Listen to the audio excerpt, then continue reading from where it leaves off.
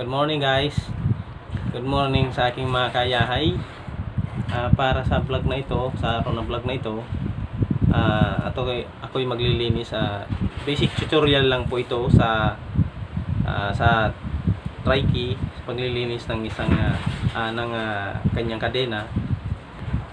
At yung may masasama pang iba na pwedeng linisin, sasabay ko na rin.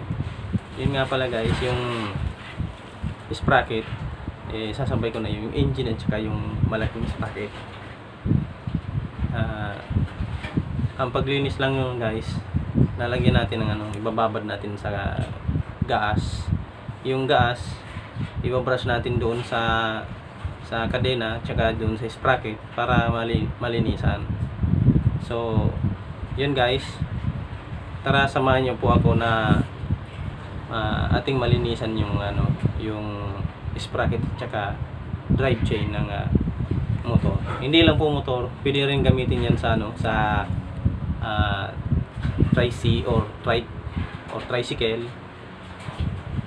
Pwede ho natin mapapakinabangan yung paglilinis ng kadena at saka yung sprocket set. So tara guys. So ito nga guys, ayun, naumpisahan ko na nga siyang linisin. At kailangan natin ibaba dito itong ating kadena, itong aking tricycle. Kailangan bababad muna natin yan sa gas. Sa laman ay malinisin natin ang gas. So ito guys, lalagyan natin ng gas.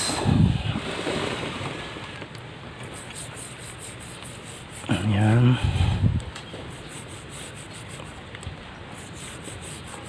Pwede nyo rin i-spray yan. I-spray muna ng gas, pwede rin. At pwede rin ganito ng direkta. Naglagay ako ng tapal nga pala dyan sa ating makina para sa may gilid ng kadena, sa may loob ng parte ng motor, para hindi masyadong madumihan. Yan nga guys, unti-unti natin lilinisin yan, ulit-ulit lang guys,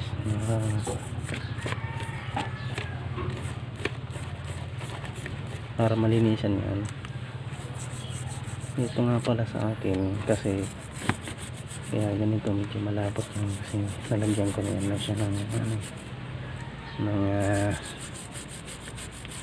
grasa, which is mali pala yung nilalagyan ng grasang kadena. Dapat pala lube lang.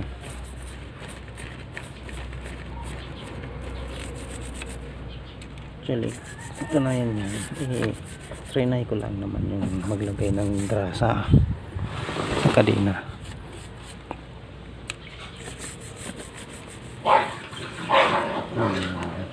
May nag-aaway pa sa background ko ng mga aso. Nagugutom na yata lahat. So ito na guys, ganyan talaga yan. So yan, yun nga pala guys. So yan nga guys, kailangan natin ng paglilinis ng kadena. Dapat malinis yan. Yan ang ating hindi malinisan, kasi yun ang importante sa kadena, malinisan din naman. Kung ganun din sa kabila.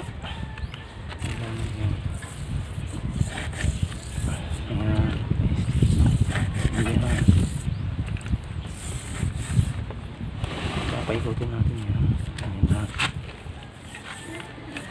Paikutin hanggat sa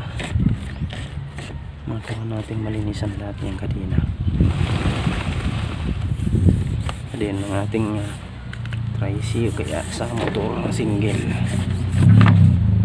So yan nga guys, ulit-ulit lang yan hanggang sa malinisan natin yan kadena sa magkabila. Kailangan magkabila malinisan yan. So ganun din guys dito sa ating sprocket. Kailangan malinisan din natin yan ng gas kasi ang dumi-dumi.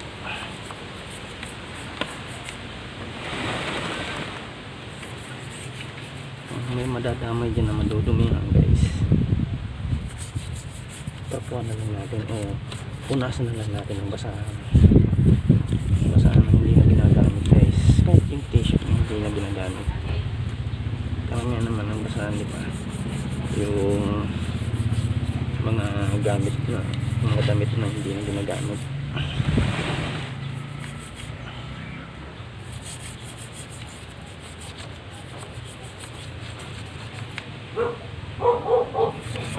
Sa ganun maging ayaw tayo lagi sa ating paggabiyahe. Malinis. Ayan. Malinisan na siya. Okay na. Pasensya na kayo guys. Kasing gamit ko yung tricycle. Palaging madumi. Video hindi na bira na malinisan. Ngayon nagkaroon din ng time. Ngayon lang ako nagkaroon ng time malinisan ito. Kaya eto, sinisikap ko malinisan guys. Ayan guys, kailangan din natin ng maglilinis yan kasi bira naman ulitin din natin yan guys na lagyan ng gas at malinisan yan. Ganun din sa magkabila, sa kabila ng ating sprocket. Yan. Kung papansin nyo guys, sinasawsaw ko rito yung gamit na toothbrush, pero hindi naman yan hindi naman yan kukuha yung dati niyang dumi na nahulog na sa loob ng ating lalagyan ng gas. Nakikita nyo naman guys kung paano natin linisin yan. Lahat ng madumi may parting may madumi nalilinisan na natin.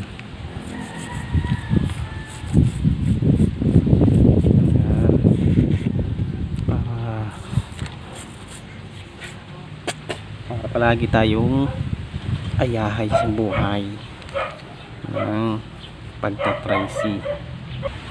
So ito nga guys, dito na tayo sa sa bandang engine sprocket. Excuse me. Ayan. Ayan na natin ang malinisan niya kasi dumi-dumi na So ayan nga guys, yan ang simpleng pamamaraan ng ating paglilinis ng engine sprocket at yung rear na malaking sprocket. Ito kadena, mapapansin nyo guys, medyo marami pa siya.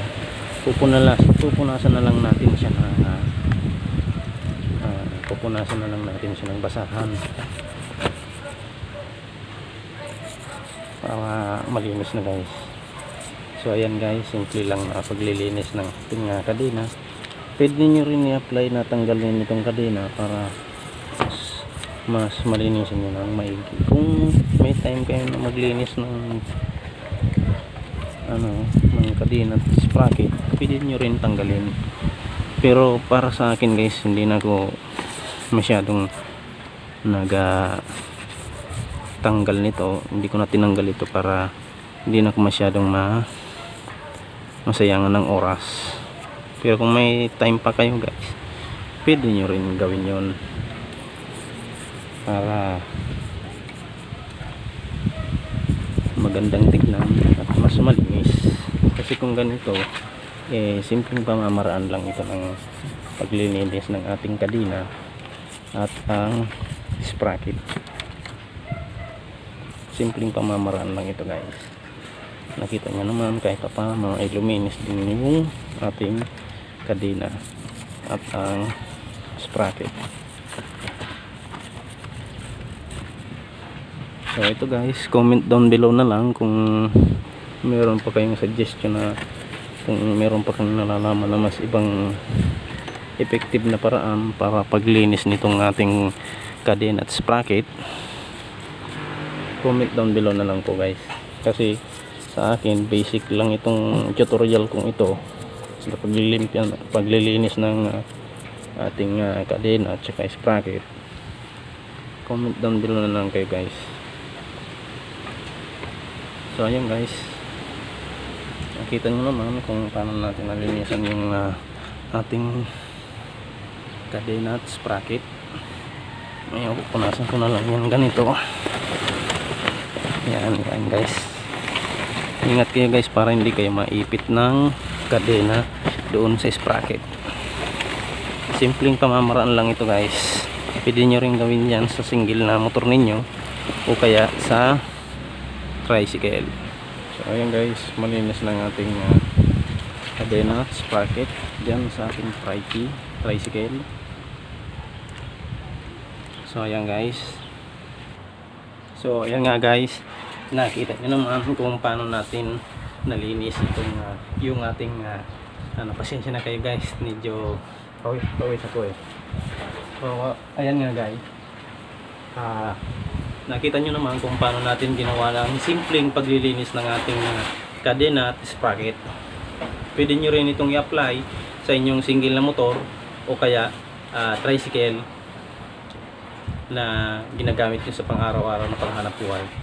So ayan nga guys, salamat sa inyong pagsuporta sa akin, sa inyong panonood sa aking vlog na paglilinis ng kadena at sprocket. So yun guys, yun na lamang po. Salamat.